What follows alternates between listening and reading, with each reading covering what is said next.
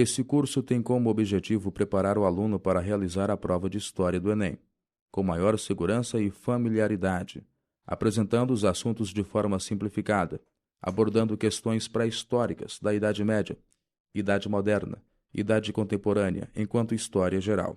O curso também apresenta um conteúdo especial sobre a história do Brasil, desde seu descobrimento até os últimos acontecimentos do período do governo Lula. De acordo com o conteúdo, com muito empenho, o aluno estará apto a entender e realizar um ótimo exame. Nesta aula, você vai aprender o processo de independência da América Espanhola, as doutrinas sociais e políticas do século XIX, além de estudar as revoluções de 1848, a Comuna de Paris e muito mais. Olá, seja bem-vindo a mais uma aula do nosso curso preparatório de História para o Enem. Na aula passada, vimos os processos de formação e de desenvolvimento das revoluções francesa e industrial. Vimos as 3 fases da Revolução Industrial e aprendemos muita coisa, não é mesmo? Na aula de hoje, você vai aprender outros assuntos da Idade Contemporânea, que dão sequência ao nosso estudo. Espero que você esteja animado. Então, vamos lá. Independência da América Espanhola. Diante da exploração e injustiças adotadas pela Espanha na América, a partir do século XVII, começa a surgir um movimento de resistência nas colônias, liderado por crioulos. Os crioulos eram filhos de espanhóis nascidos na América. Eles viam na independência uma forma de obtenção de poder político. Muitos deles eram comerciantes e desejavam obter liberdade para seus negócios e aumentar seus lucros. A América Espanhola era dividida através de vice-reinos da seguinte forma: Nova Granada, Nova Espanha, Rio do Prata e Peru. Mas você deve estar se perguntando, como esses vice-reinos se comunicavam com a metrópole, não é mesmo? Então, preste atenção na próxima informação. Fique ligado. Todos os colonos que transitavam entre a colônia e a metrópole deviam prestar contas à Casa de Contratação, que recolhia os impostos sobre toda a riqueza produzida. Sem dúvida, a elite letrada da América Espanhola inspirou-se no conjunto de ideais iluministas. A grande maioria desses intelectuais era de origem crioula, desprovidos de direitos políticos nas grandes instituições do mundo colonial espanhol. E por estarem politicamente excluídos, enxergavam o iluminismo como uma resposta ao domínio espanhol. As péssimas condições de trabalho e a situação de miséria em que viviam mobilizou os setores populares das colônias espanholas. Todas as revoltas nas colônias americanas, lideradas pelos crioulos, foram reprimidas com força e violência pela Espanha. O processo de independência ganhou força no começo do século XIX. A insatisfação da população americana estava atingindo seu ponto máximo nesse período, e foi quando conseguiram organizar alguns movimentos. Houve muita resistência militar por parte da Espanha, e as guerras por independência geraram milhares de mortes dos dois lados. Os principais líderes das lutas pela independência da América Espanhola foram Simón Bolívar. Era um militar e político venezuelano que teve muita importância nos processos de independência de outros países americanos. E José de San Martín, um general argentino que foi decisivo nos processos de independência de outros países americanos. As principais consequências da independência da América Espanhola foram, então, a ascensão política dos crioulos, conquista da liberdade econômica. Porém, algumas outras consequências não foram tão satisfatórias assim. Dependência econômica com a Inglaterra. Aumento das desigualdades sociais. Aumento da pobreza e da miséria.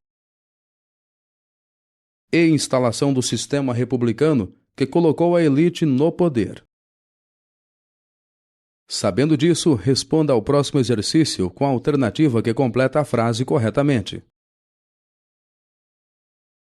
A partir do século XVII, começa a surgir um movimento de resistência nas colônias, liderado por chapetones, mestiços, crioulos. Resposta correta. Clique sobre o botão continuar para prosseguir. Muito bem, é isso mesmo. Você está tendo um bom desempenho no curso. Espero que ainda esteja muito animado para continuarmos com nossa aula de hoje. Temos muito ainda o que falar, então vamos lá. Doutrinas sociais e políticas do século XIX. Durante o século XIX, surgiram teorias que marcaram a idade contemporânea e estimularam guerras e revoluções. A industrialização europeia, juntamente com sua urbanização, trouxeram consigo o surgimento de novas doutrinas políticas e sociais.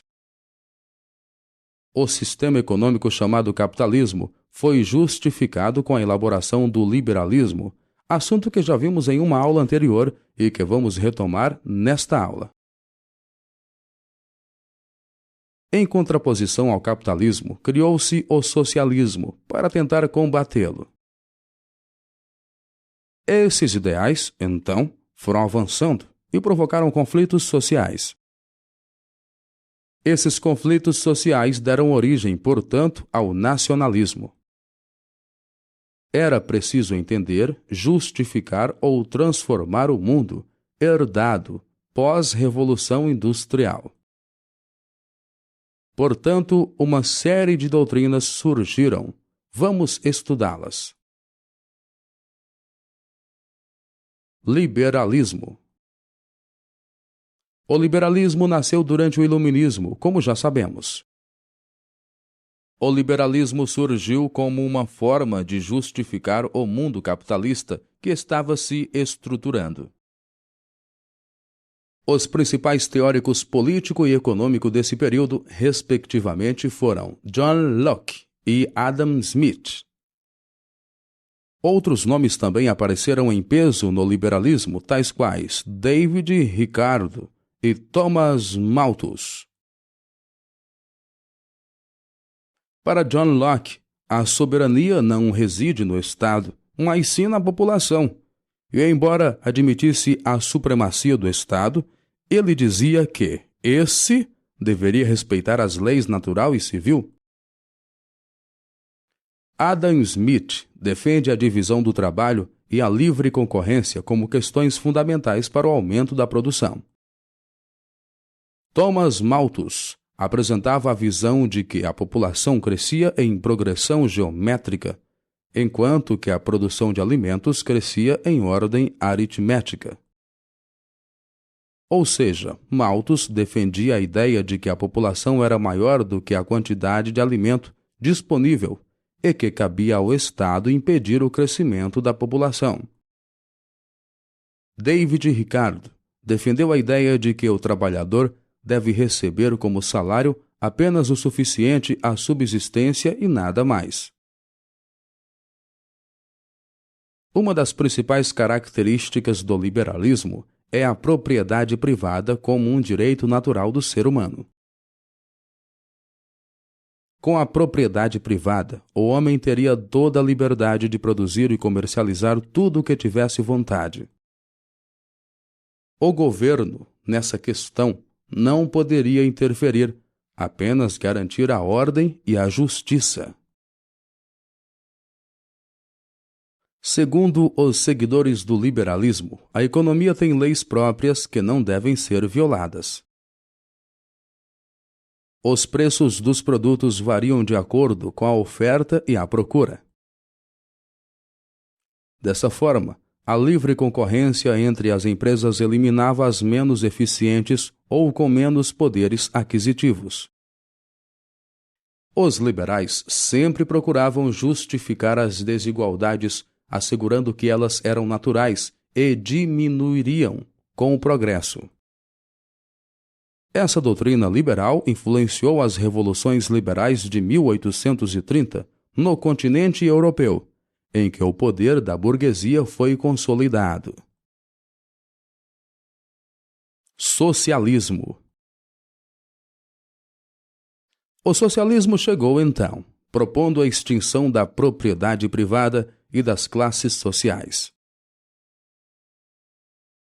Os primeiros teóricos desse ideal buscavam solucionar os problemas da classe operária. E essas ideias ficaram conhecidas como socialismo utópico. Em 1848, foi publicado o Manifesto Comunista pelos alemães Karl Marx e Friedrich Engels, que inauguraram o socialismo científico. Nesse manifesto, eles defendiam que o processo da história era uma sucessão de lutas de classes, e, no capitalismo, esse conflito se dá entre burgueses e os trabalhadores, que vendem sua força de trabalho. Para explicar a exploração dos trabalhadores, Marx e Engels criaram o conceito de mais-valia.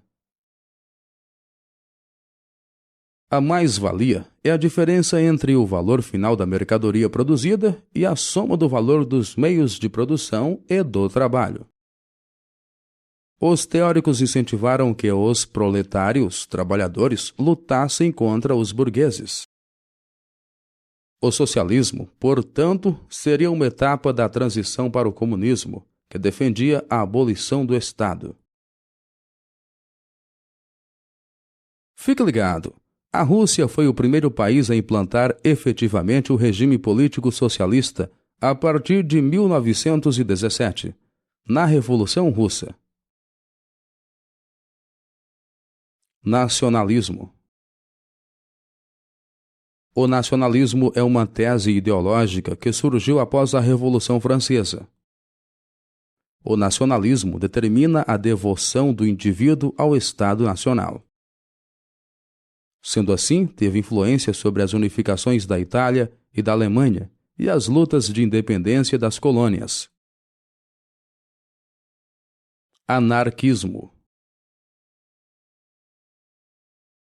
O anarquismo foi um movimento que defendia a existência de uma sociedade voltada para o autocontrole, sendo contrária a qualquer forma de governo. Os anarquistas acreditavam que seria possível existir um governo sem Estado. Esse movimento divide-se em duas correntes principais. Vamos entendê-las. A primeira corrente foi encabeçada pelo francês Pierre-Joseph Proudhon. Ele afirmava que a sociedade deveria ser estruturada em pequenas propriedades baseadas no auxílio mútuo. A segunda corrente, que foi liderada por Mikhail Bakunin, propõe uma revolução sustentada pelo campesinato. Assim, os operários espanhóis e italianos sofreram influência do anarquismo. Agora responda a um exercício para fixar o conteúdo aprendido e darmos sequência a mais um assunto da nossa aula de hoje. O socialismo propõe a extinção da propriedade privada e das classes sociais. Verdadeiro? Falso? Resposta correta. Clique sobre o botão continuar para prosseguir. Muito bem, você acertou. Isso prova que você está mesmo atento ao conteúdo. Se continuar assim, tenho certeza de que terá um ótimo desempenho na prova de História no Enem. Revoluções de 1848 e Comuna de Paris. No século XIX, Paris foi palco de movimentos revolucionários que tinham como objetivo levar a classe social trabalhadora ao poder. A influência socialista se manifestou, nesse período, em dois movimentos revolucionários na França: as Revoluções de 1848 e a Comuna de Paris. Vamos estudar esses dois movimentos separadamente. Revoluções de 1848. As revoluções de 1848 foram uma série de revoltas que abalaram as monarquias europeias. Paris foi a base revolucionária em 1848. Há muito tempo, grupos de oposição na França já reivindicavam por leis que garantissem as liberdades públicas de organização e manifestação e todos os outros problemas.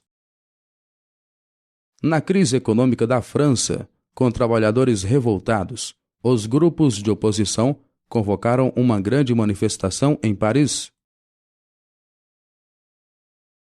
Os operários eram apoiados pelos socialistas e manifestavam por todo o canto de Paris. Se dispuseram até a enfrentar a Guarda Nacional. Com esses movimentos, o rei Luís Felipe foi deposto, implantando assim a Segunda República na França. Esse governo provisório que ficou no poder era de representantes socialistas e aprovou medidas como redução da jornada de trabalho. Porém, essas medidas acabaram sendo revogadas quando deputados eleitos se aliaram à burguesia. Dessa forma, os trabalhadores reagiram com uma outra jornada de revoltas e protestos. Essa onda de movimentos revoltosos de luta por direitos é conhecida como Primavera dos Povos. Fique ligado, durante essas revoltas, cerca de 3.000 trabalhadores foram mortos e 15.000 foram presos e deportados para as colônias. O movimento dos trabalhadores despertou enormes esperanças de melhores condições de trabalho e, consequentemente, de vida. Mas as tentativas de fixar outros tipos de regimes democráticos foram abaladas. As revoluções de 1848 são consideradas um marco importante da história, porque foi a partir de então que a burguesia abriu mão do seu projeto revolucionário. A Comuna de Paris. A França foi derrotada pela Prússia na Guerra de 1871. Porém, os republicanos e os socialistas que controlavam Paris não aceitaram os termos do acordo e desafiaram os prussianos. A burguesia abandonou Paris e isso fez com que os socialistas e os comunistas proclamassem a Comuna de Paris. A Comuna de Paris foi o primeiro governo operário da história, baseado em ideias socialistas e comunistas. Com o surgimento da Comuna de Paris, algumas medidas foram tomadas. A propriedade privada foi abolida. Um sistema democrático foi criado. E os operários tinham o poder econômico da cidade. A burguesia, que era contrária a essas medidas, fez uma aliança com os prussianos. As tropas francesas e da Prússia invadiram, então, a cidade de Paris e promoveram o maior banho de sangue ocorrido na história. Nesse ocorrido, cerca de 20.000 pessoas foram fuziladas e mais 50.000 foram presas ou exiladas. Com esses resultados, 72 dias após o acontecimento, a Comuna de Paris chegava ao seu fim. A Comuna de Paris foi considerada posteriormente por grupos políticos revolucionários como a primeira experiência moderna de um governo popular. A onda de movimentos revoltosos de luta por direitos em Paris, por volta de 1848, ficou conhecida como Segunda República da França, Primavera dos Povos, Comuna de Paris. Resposta correta. Clique sobre o botão continuar para prosseguir. Parabéns, você acertou! Podemos então dar continuidade à nossa aula e aprendermos mais um assunto. Unificação da Alemanha e da Itália. A Alemanha e a Itália não conseguiram se unificar no mesmo período histórico que os outros países da Europa. No andamento do século XIX, a burguesia ligada à indústria conseguiu a ascensão em alguns locais da Alemanha e da Itália. Essa burguesia emergente acreditava que a formação de um Estado que valorizasse o mercado interno contra a Inglaterra e da França seria essencial para a melhoria dos negócios. Entretanto, a aristocracia, grupo de pessoas com grande poder político e econômico, sabia que dependia do setor industrial para se impor militarmente. Os interesses da burguesia e da aristocracia eram, portanto, iguais, e isso teve fundamental importância para os processos de unificação tanto da Alemanha quanto da Itália. A dificuldade maior na unificação desses dois países era a França ser contrária a esse processo, não permitindo que a Alemanha e Itália fossem unificadas, pois ameaçaria seu poder mundial, como o Congresso de Viena havia definido. O Congresso de Viena foi uma conferência entre as potências vencedoras da batalha contra o Império de Napoleão, no fim da Revolução Francesa. Os objetivos desses países na conferência eram redesenhar o mapa político europeu, restabelecer a ordem na França e garantir a paz na Europa. Com o fim das guerras napoleônicas, a Alemanha ficou dividida em 38 estados. A Prússia percebeu que a influência dos ingleses crescia em 1818. Então, patrocinou a criação do Zollverein, uma área de livre comércio que acelerou o progresso e desenvolvimento industrial. O processo de unificação política fortaleceu-se com o cargo de chanceler da Prússia a Otto von Bismarck, em 1862. Bismarck incorporou territórios para a industrialização alemã.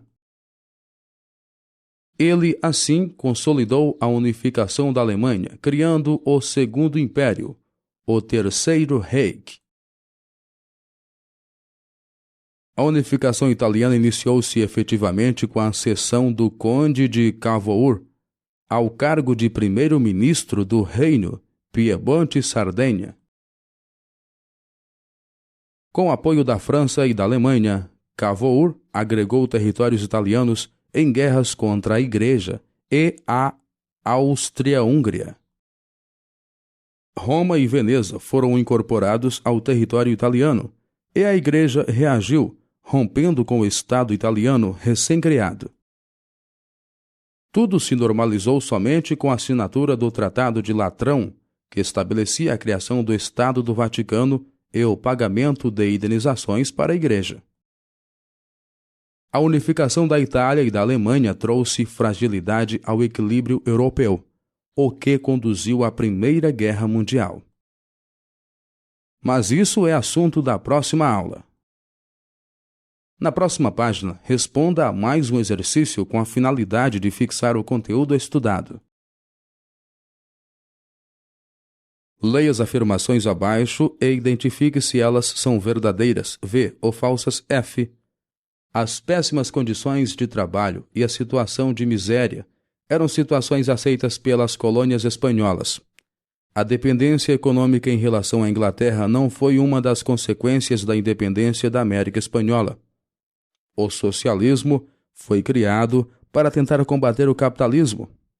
Paris foi palco de inúmeros protestos em 1848, o que ocasionou o banho de sangue na cidade.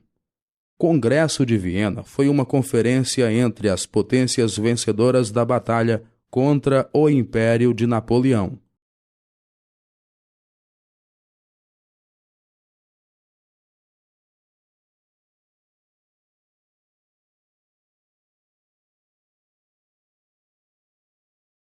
Com isso, finalizamos a nossa aula de hoje. Nessa aula, você aprendeu o processo de independência da América Espanhola e as doutrinas sociais e políticas que surgiram ao longo do século XIX para justificar ações. Aprendeu também sobre as revoluções de 1848 e a Comuna de Paris, na França, assim como sobre a unificação da Alemanha e da Itália. Espero que você tenha prestado muita atenção no conteúdo apresentado. Espero te ver ainda mais animado na próxima aula. Até lá! Chegamos assim ao final da aula. Se você tiver alguma dúvida, reveja a aula ou solicite a ajuda de seu professor. Clique no botão Finalizar aula para dar sequência ao curso.